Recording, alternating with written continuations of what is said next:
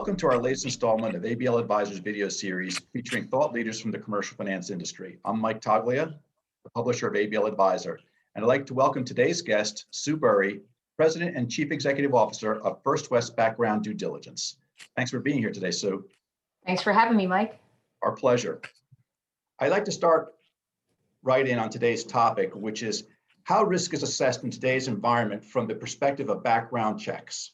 You're an expert in this field, Sue, so I'd like to tap right into your background on this. Well, Mike, certainly the pandemic has changed the way we know business as usual, the way it used to be forever. And what's really remarkable is that the economy is so resilient and deals are still moving through the pipeline. But that being said, the state of risk definitely is unprecedented at this time.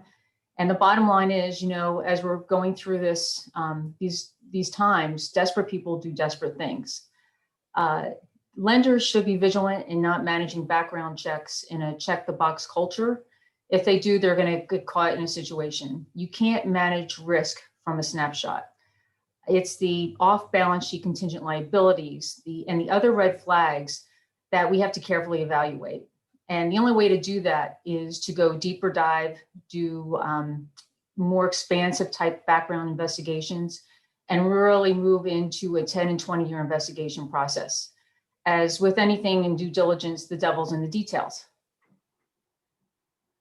Now, have you expanded that net a little bit more? I'm tapping into what you just said, 10, 20 years. Was that something that you always did a 10, 20-year background check?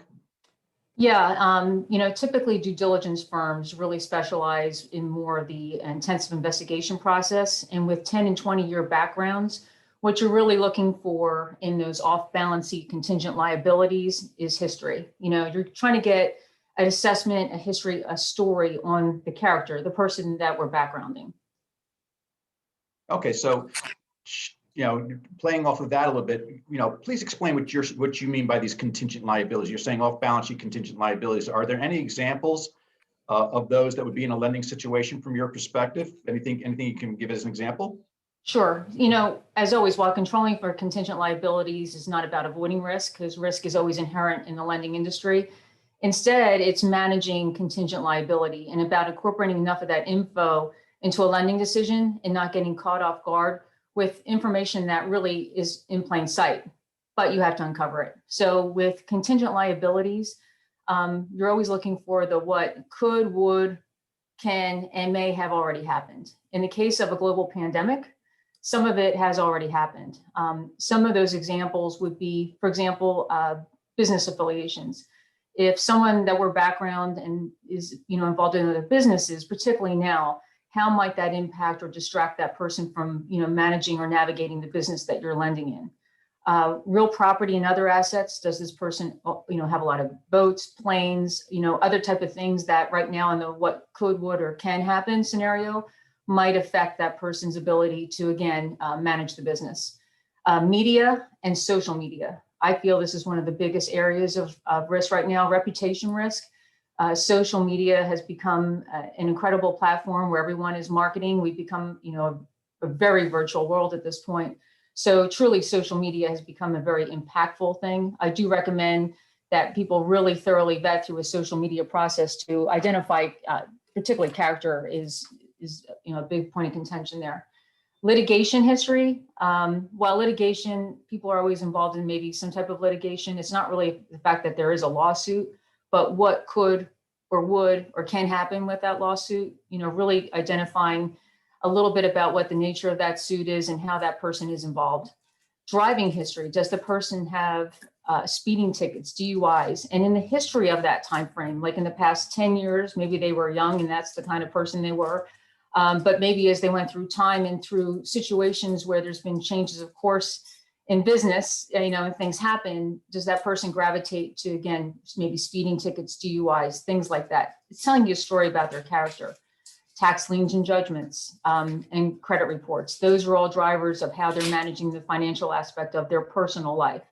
So all of those type of contingent liabilities and red flags are really the meat, the guts that we look for in a very intensive deep dive investigation. And again, it's just not a snapshot where you just do a check the box and do a background and you get it turned around and you're just looking at those pieces as, are they clear or is there a record found? You really need to dig much deeper. And that's where you have with background due diligence companies, they have experts, trained risk analysts that are starting an investigation and they're finishing the investigation and following the lead of that person from start to finish.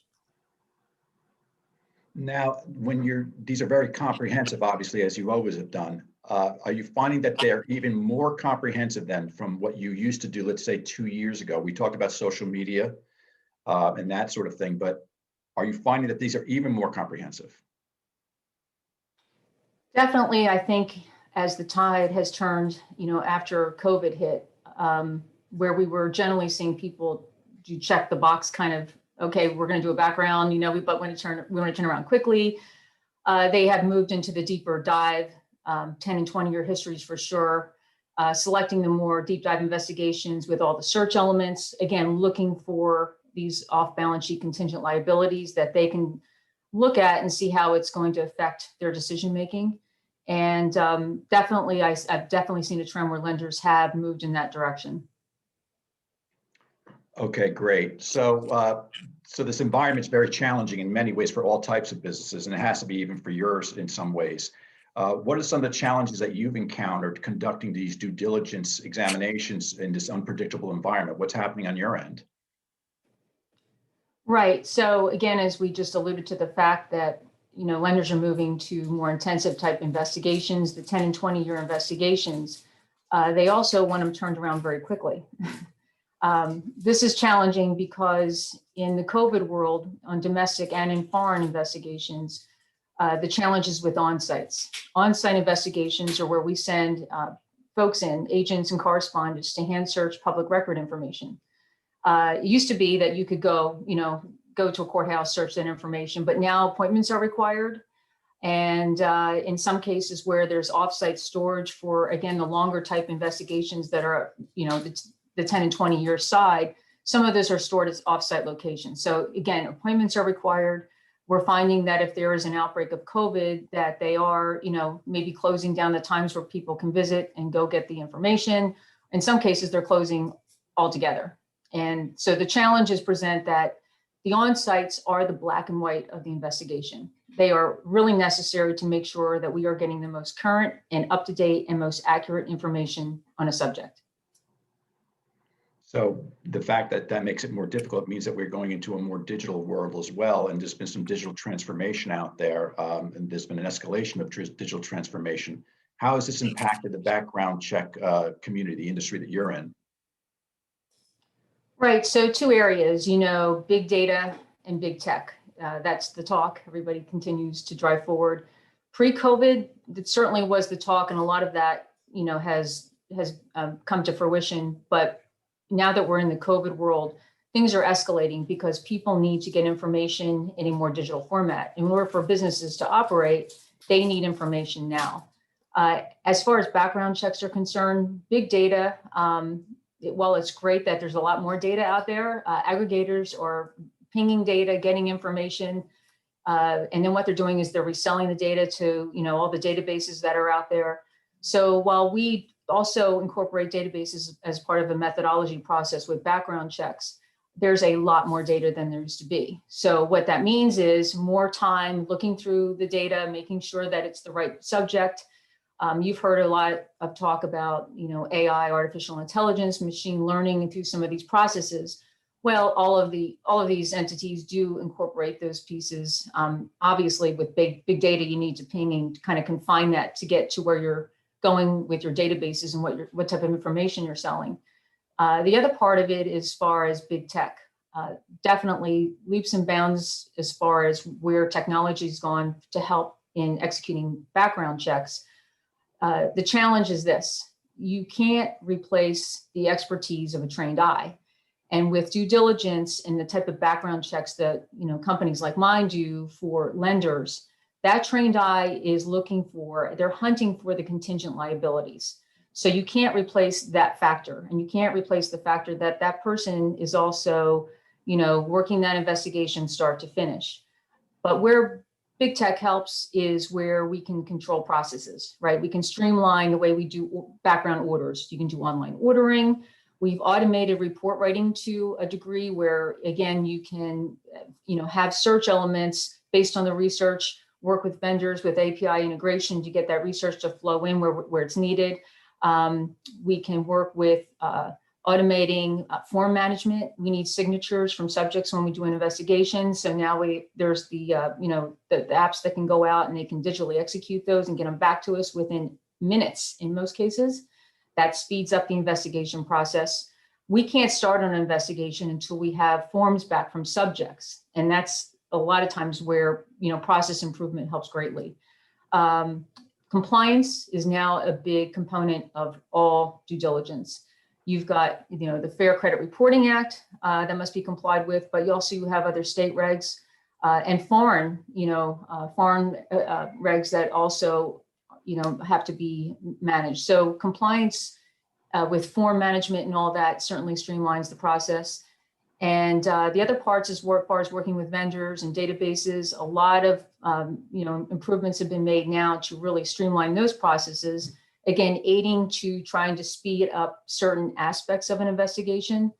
But then again, I just say in ending this piece of it, there's no replacement for an experienced risk analyst to manage a background investigation and make sure that you're getting what you need out of it to make an informed decision. And that makes perfect sense and plays into what's going on in the lenders too. You can have artificial intelligence and have a lot of good data, but at the end of the day, the trained eye is always something that's going to remain important in this industry overall. The way I'd like to wrap it up with you, Sue, is just to see if you have any thoughts or advice for lenders, private equity firms, specialty lenders, the companies, turnaround managers, whatever it might be, companies that are looking to do background due diligence round. What's a piece of advice that you would give them today if you could just leave this interview with something like that? Well, it's interesting because all of these aspects of corporate finance, private equity, and on the M&A side, they're all working together in some way, some form or fashion as we move forward into the future. So, we're in a time now, again, where risk is unprecedented. So you just can't cut corners. And the other part of this, which I find so interesting, is that often the background checks are done toward the end of the due diligence process and the comprehensive due diligence. I kind of think it makes sense maybe to move it more toward the front of the train, right? I mean, if you're going to make an apple pie, you want to start with the best apples. So, just a little food for thought on that side, but certainly it's really been great to see that business is flowing through the pipeline, and we're really looking forward to, hoping that the economy stays resilient and we have a fruitful 2021. Sounds great, Sue. Thank you for all your insights. Appreciate your time today. And with that, I'll wrap up the interview, and I hope that you remain safe and business continues to be strong. And we'll be watching what's happening in these, as you call, the unprecedented times today. Thanks very much. Thanks, Mike.